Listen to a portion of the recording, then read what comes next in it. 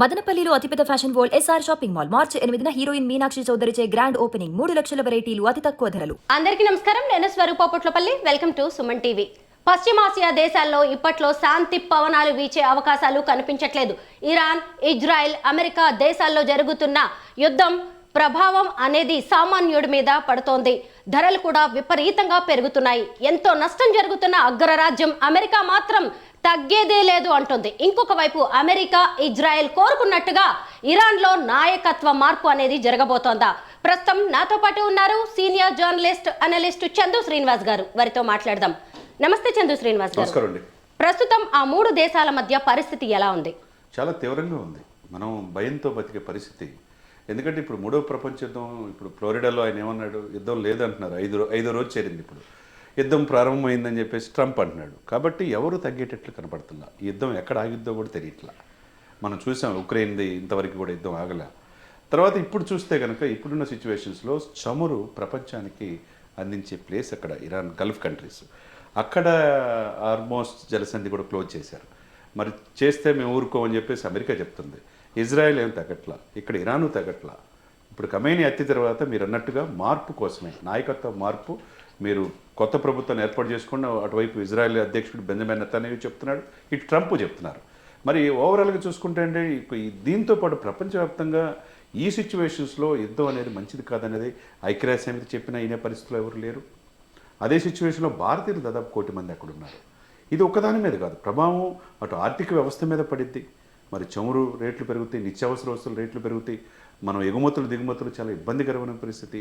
Not only Gulf countries, మీరు చెప్తున్నట్టు Gulf countries, Arab ఆ ప్రాంతమే కాకుండా పశ్చిమాసియా ప్రాంతమే కాకుండా ఇది మొత్తం ప్రపంచం మొత్తం మీద ప్రభావం చూపించే ఇది స్పష్టంగా కనపడతా ఉందండి. అమెరికా, ఇజ్రాయెల్ అసలు ఒక్కటి ఎందుకు అయ్యాయి? అలాగే ఇరాన్ని టార్గెట్ చేయడానికి ఉన్న ప్రత్యేక కారణాలేంటి? అంటే డెఫినెట్గా ఇజ్రాయెల్ ఇప్పుడు మొదటి నుంచి కూడా ఇజ్రాయెల్ అనే పవిత్ర భూమి 1948 స్వాతంత్రం ప్రకటించినప్పటి నుంచి ఆ పవిత్ర భూమిలో స్వాతంత్రం ప్రకటించినప్పటి నుంచి వీళ్ళ దేశాల మధ్య కొద్దిగా అంతరంగం అనేది, వాళ్ళ మధ్య వైషమ్యాలు అనేది ఉన్నాయి. గాజా పాయింట్ ఆఫ్ వ్యూ కావచ్చు, ఇవన్నీ పాయింట్ ఆఫ్ వ్యూ కావచ్చు. కాబట్టి ఇజ్రాయెల్ అనేది ఎప్పుడైతే ఇండిపెండెంట్గా ఎదిగిందో అక్కడున్న జనాభా చూసుకుంటే అండి, ఇజ్రాయెల్ 1,17,00,000 మంది, 9 కోట్ల ఇరాన్ జనాభా ఉన్నారు. కానీ ప్రతి ఇంటికి సైనికుడు ఇజ్రాయెల్లో ఉంటాడు. ఆ పవిత్ర భూమిని చేసుకోవడానికి వాళ్ళు దాదాపు 186 మంది నోబెల్ ప్రైజులు వచ్చినాయి. అన్నీ కనిపెట్టింది వాళ్ళే. అంటే ఇంటర్నేషనల్ ఆర్గనైజేషన్స్ కూడా యూదులే ఉంటారు, ఇజ్రాయిల్సే ఉంటారు. కాబట్టి వాళ్ళు ఎక్కడ కూడా ఆ దేశాన్ని రక్షించుకోవడానికి చుట్టుపక్కల ఉన్న ఈ దేశాలు ఇరాన్ పెంచి పోషిస్తూ ఉంది. ఇటువంటి గాజా ఈ ప్రాంతాల్లో మరి ఆయుధాలు ఇచ్చేది ఇరానే. మరి ఇరాన్ దెబ్బ కొట్టాలనే ఉద్దేశంతో వాళ్ళు అణ్వాయుధాలు చేయడం కూడా వీళ్ళకి ఇష్టం ఉండదు. అది అమెరికాకు ఉండదు, ఇజ్రాయెల్కి ఉండదు. కాబట్టి ఎవరికి తగ్గే పరిస్థితులు ఈ సిచ్యువేషన్ లేదు. ఒకవైపు ఇరాన్ కనుక ఈ రోజున ఇప్పుడు రష్యా, చైనా సపోర్ట్ చేస్తే పరిస్థితి ఏంటి అనే ఆందోళన కూడా ఉంది. ఒకవైపు ట్రంప్ తగ్గట్లా, ఎక్కడికి అమాయకులైన విద్యార్థులు 119 మంది నిన్న చనిపోయారు ఇరాన్లో. ఎవరు చేసిన తప్పు? ఒకవైపు భారతదేశంకి ఇటు ఇరాను కావాలి, ఇటు ఇజ్రాయిల్ కావాలి. ఇరు దేశాలతో సత్సంబంధాలు మోదీ గారు హయాంలో ఉన్నది. మరి యుద్ధం ఆగాల్సిన బాధ్యత కూడా ఉన్నది అనేది ప్రపంచవ్యాప్తంగా చెప్తున్న మాట. మరి ట్రంప్ వినే పరిస్థితిలో ట్రంప్ లేడు. అటు ఇరాన్ వాళ్ళు గెరిల్లా వార్మి మొత్తం దళాలు మేము అమెరికా అంతా చూస్తామని వాళ్ళు చెప్తున్నారు. మరి ఏం జరుగుతుందనేది ఒక ప్రశ్నగానే మిగిలిపోతుందండి స్వరూప్ గారు. ఇరాన్ సుప్రీం లీడర్ ఖమేనీని ఈ రెండు దేశాలు కలిసి మట్టు పెట్టాయి. ఇప్పుడు అక్కడ అధికార మార్పుకి అవకాశం కూడా కనిపిస్తోంది. అంటే ఏంటి, అక్కడ అధికార మార్పు, అధ్యక్షుడి మార్పు అనేది జరిగితే ఇరాన్ అనే దేశం ఈ రెండు దేశాల గుప్పిట్లోకి వస్తుంది అని భావిస్తున్నాయా? ఇప్పుడు వీళ్ళు అనుకున్నట్టు, ఇప్పుడు మీరు అన్నట్టు ఖమేనీ కొడుకు రెండో కుమారుడు బాధ్యతలు తీసుకోబోతున్నాడు. తీసుకుంటే వీళ్ళు అనుకున్న మార్పు జరగదు. వాళ్ళ ఫ్యామిలీ కాకుండా ప్రజాస్వామ్యంగా వాళ్ళ విధానాలను వ్యతిరేకించే వాళ్ళు ఉంటే, నియంత్రిత విధానాలను వ్యతిరేకించే వాళ్ళు ఉంటేనే అమెరికాకు ఉపయోగం. అమెరికా చెప్పినట్టు వినేదే అక్కడ పాలకులు రావాలి. అది కోరుకుంటుంది. ఇజ్రాయెల్ కోరుకున్నా, అమెరికా కోరుకున్నా అది కోరుకుంటున్నారు. కాబట్టి ఇప్పుడు వీళ్ళ వారసత్వంగా ఖమేనీ గారు రెండో కుమారుడు అయితే అమెరికాకి, ఇజ్రాయెల్కి ఉపయోగం లేదనమాట. కాబట్టి మొదటి నుంచి కూడా ఏంటంటే అమెరికా పెత్తందారి. ఇది అమెరికా మాట ఎవరైతే వినాలి, అమెరికా ఆయుధాలు సేల్స్ చేసుకోవాలి, అమెరికాతో చమురు నిక్షేపాలు ఆ యొక్క సంబంధాలు ఉండాలి. ఉంటే తప్పితే అమెరికా ఒప్పుకునే పరిస్థితి లేదు.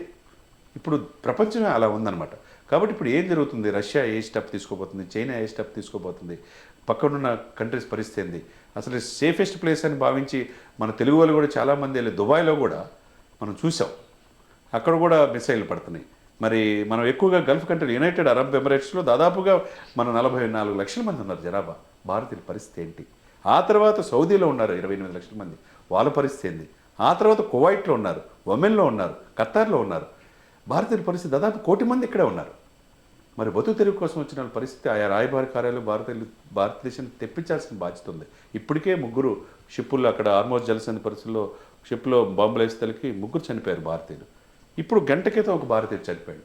ప్రతి మనిషి ప్రాణం మరి ప్రాణమే కదండి, కాపాడాల్సిన బాధ్యత ఉంది కదా. కాబట్టి ఈ సిచ్యువేషన్స్లో ప్రపంచం అంతా ముందుకెళ్ళే ఈ సిచ్యువేషన్స్లో యుద్ధం ఎవరికి మంచిది కాదనేది స్పష్టంగా అర్థమవుతా ఉంది. డొనాల్డ్ ట్రంప్ అమెరికా అధ్యక్షుడు అయిన తర్వాత అమెరికా ఎప్పుడు ఇంటర్నేషనల్ లెవెల్లో వార్తల్లో నిలుస్తూనే ఉంది. ఇప్పుడు యుద్ధంతో ఇంకాస్త పాపులర్ అయిందని చెప్పాలంటే అది పాజిటివ్ కావచ్చు, నెగిటివ్ కావచ్చు. అసలు ఏం కోరుకుంటున్నాడు ఈ డొనాల్డ్ ట్రంప్? ట్రంప్ మీరు చెప్పినట్టు ఆయన మాట వినాలి. నేనే బాస్, పోలీస్ బాస్, ప్రపంచం దేశంలో అన్ని దేశాలు నా మాట వినాలని ఇది ఆయన టెంపర్ తనం అనాలా ఏమనాలి. లేకపోతే ట్యాక్స్లు ఎక్కువగా పెడతాడు అని చెప్పినట్టు ఆయన మార్గంలో తెచ్చుకోవడానికి ప్రయత్నం చేస్తారు. ఇటువైపు చైనా ఉంది, ఒకవైపు రష్యా ఉంది, ఒకవైపు భారతదేశం మీద కూడా మనం సుంకాలు విధించింది మనం చూసాం. మళ్ళీ ఆ తర్వాత తగ్గించాడు. మరి ఏదైనా కానీ ఏంటంటే తన యొక్క మార్కెట్ని ప్రపంచవ్యాప్తంగా విస్తరించాలి. ఆ యొక్క గల్ఫ్ కంట్రీస్, ఆసియా దేశాల్లో ఆధిపత్యం అంటే బాసిజం అనేది ఉండాలి. తను చెప్పిన దేశాలే అధికారంలో ఉండాలి, లేకపోతే అధికార మార్పిడి జరగాల్సిందే. అక్కడ ఆ ప్రాంతాల అణ్వాయుధాలు వీళ్ళు తయారు చేయకూడదు. తయారు చేస్తే ఊరుకునే పరిస్థితి లేదని ట్రంప్ చెప్తున్నాడు. కాబట్టి ట్రంప్ మీద కూడా అమెరికాలో వ్యతిరేకత స్టార్ట్ అయింది. ఇది మంచి పద్ధతి కాదు, యుద్ధం ఆపేయండి అని చెప్పేసి అక్కడున్న సొంత పార్టీల వాళ్ళు కూడా అమెరికా ప్రజలు కూడా కోరుకుంటున్నారు. మరి ట్రంప్ రాంగ్ స్టెప్ తీసుకున్నాడంటే వెనక్కి తిరిగే పరిస్థితి ట్రంప్ కూడా లేదు. ఇప్పుడున్న సిచ్యువేషన్లో ఎవరు ఊహించిన విధంగా ఇరాన్లో నష్టం చేసి చివరికి అధ్యక్షుడి మీద టార్గెట్ పెడతారు. కానీ ఇరాన్ అధ్యక్షుడిని ఖమేనీని ఫస్టే లేపేసి ఊహించిన విధంగా జరికిచ్చాడు ట్రంప్. మరి ఇజ్రాయెల్ కూడా అదే ఏమాత్రం తగ్గే పరిస్థితి కూడా తమ భూమిని కాపాడుకోవడానికి వాళ్ళు ఎంత దాకైనా వెళ్ళే పరిస్థితిలో ఇజ్రాయెల్ ఉంది. వాళ్ళ దగ్గర టెక్నాలజీ ఉంది, డ్రోన్స్ ఉంది, అన్ని బాలిస్టిక్ మిసైల్స్ ఉన్నాయి, ఇన్ని ఉన్నాయి. కాబట్టి ఈ సిచ్యువేషన్స్ని ఎవరు ఆపాలి, పెద్దన్న పాత్ర పోషించాలంటే భారతదేశమే కనపడతా ఉంది. మరి భారతదేశం ఎవరి వైపు ఉంది? ఆర్యుల భూమిగా పేరు తెచ్చుకున్న ఇరాన్ని ఇజ్రాయెల్, అమెరికా తక్కువ అంచనా వేశాయా? అసలు ఇప్పుడు భారత్ స్టాండ్ ఏంటి అని అందరూ ఎదురు చూస్తున్నారు. డెఫినెట్గా మీరు చెప్పిన మాట ప్రకారం ఏంటంటే ఇరాన్, ఇజ్రాయెల్, ఒకవైపు అమెరికా, వీళ్ళిద్దరూ కలిస్తే ఇరాన్ ఏమి లేదు అనుకున్నారు. కానీ ఇరాన్ ఊహించిన విధంగా ఎక్కువగా టార్గెట్ చేస్తుంది. ఏదైతే అమెరికాకి ఆవాసం కల్పించి వాళ్ళ యొక్క ఎయిర్ బేస్లు ఉపయోగించుకునే ప్లేస్లు ఉన్నాయో ఎక్కువగా భారతీయులు నివసిస్తూ ఉన్నారు. మీరు చెప్పిన సౌదీ కావచ్చు, తర్వాత దుబాయ్ కావచ్చు, ఒమెన్ కావచ్చు, ఖతార్ కావచ్చు, ఈ ప్లేసుల మీద దాడులు చేస్తుంది. ఇది ఎవరు ఊహించాల, ఇరాన్కి ఇంత మిసైల్స్ చేస్తుందనేది ఊహించాల. మరి అవసరమైతే ఆమె ట్రంప్ను కూడా లేపేస్తామనే పరిస్థితికి ఇరాన్ వచ్చారు. మరి ఈ సిచ్యువేషన్ మీరు అన్నట్టు భారతదేశానికి ఎవరు అంటే ఇద్దరు మిత్రులే. ఖమేనీతో కూడా సన్నిహిత సంబంధాలు మోదీ గారికి ఉన్నాయి. అదే సమయంలో ఇక్కడ వీళ్ళకి కూడా ఉన్నాయి, ఎవరికి, ఇజ్రాయెల్ అధ్యక్షుడు కూడా. కాబట్టి ఈ రెండుటికి దేశాల మధ్య సత్సంబంధాలు భారతదేశానికి ఉంది. మరి భారతదేశమే పెద్దన్న పాత్ర పోషిస్తే ఈ సమస్య పరిష్కార మార్గం ఉందనేది స్పష్టంగా కనపడుతూ ఉంది.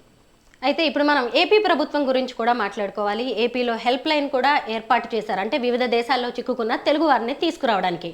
చంద్ర శ్రీనివాస్ గారు, నిన్న నేను దుబాయ్లో ఉన్న విక్టిమ్స్తో మనం ఇదే సుమన్ టీవీలో ఇంటర్వ్యూ చేశాను. వెంటనే హెల్ప్ లైన్ వారు స్పందించి టికెట్స్ కూడా ఏర్పాటు చేశారు. తీరా ఇవాళ దుబాయ్ ఎయిర్పోర్ట్కి వెళ్ళేసరికి మళ్ళీ ఫ్లైట్స్ క్యాన్సిల్ అయిపోయాయి.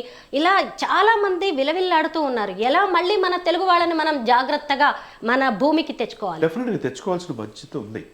ఎందుకంటే ముఖ్యంగా తెలుగు రాష్ట్రాలు ఎక్కువగా వలసలు వెళ్ళి దుబాయ్లో, అరబ్ కంట్రీస్లో ఎక్కువగా వెళ్ళి వాళ్ళ యొక్క భవన నిర్మాణ కార్మికులుగా, ఐటీఐ చేసిన వాళ్ళు, టెక్నికల్గా అక్కడ చమురు కర్మాగారాలు ఎక్కువగా భారతీయులు ఉంటారు.